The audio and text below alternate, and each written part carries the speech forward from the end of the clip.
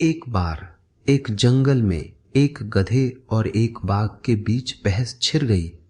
गधे ने कहा, देखो घास कितनी सुंदर और नीली है। बाघ चौंक गया। उसने कहा, क्या पागल हो गए हो? घास हरी होती है, नीली नहीं। बहस बढ़ गई। गधा अपनी बात पर अड़ा रहा और बाघ अपनी। हार कर दोनों जंगल के राजा शेर के पास न्याय के लिए पहुंचे। शेर अपने सिंहासन पर बैठा था। इससे पहले कि बाघ कुछ बोलता है, गधा चिल्लाने लगा, महाराज, क्या ये सच नहीं है कि घास नीली होती है? शेर ने शांति से गधे की ओर देखा और कहा, हाँ, तुम सही कह रहे हो, घास नीली ही होती है।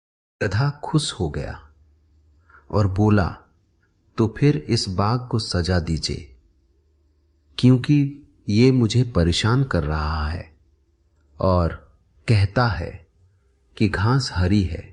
शेर ने घोषणा की बाघ को 5 साल की सजा दी जाती। गधा नाचता गाता वहां से चला गया। बाघ बहुत दुखी और हैरान था। उसने शेर से पूछा, महाराज, आप भी जानते हैं कि घास हरी है, फिर आपने मुझे सजा क्यों दी? शेर ने कहा, सजा तुम्हें इसलिए नहीं मिली कि घास नीली है या हरी। सजा तुम्हें इसलिए मिली है क्योंकि तुम एक गधे के साथ बहस कर रहे थे। मूर्खों से बहस मत करो। ये कोई साधारण सलाह नहीं है। ये चेतना की परिपक्वता की निशानी है। जब तुम किसी मूर्ख से बहस करते हो, तुम ये मान कर चलते हो कि सामने वाला सुनने और समझने की स्थिति में है। लेकिन मूर्खता का मूल ही यही है कि वो सुन नहीं सकता, क्योंकि उसका मन पहले से भरा हुआ है धारणाओं से, अहंकार से और अपनी ही बनाई हुई दुनिया से। सत्य को साबित करने की आवश्यकता नहीं होती।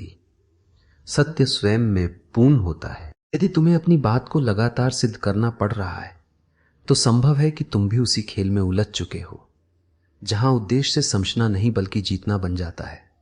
और उसी समय तुम में और एक मूर्ख व्यक्ति में कोई अंतर नहीं रह जाता है, जो ये मानता है कि वो कभी गलत हो ही नहीं सकता।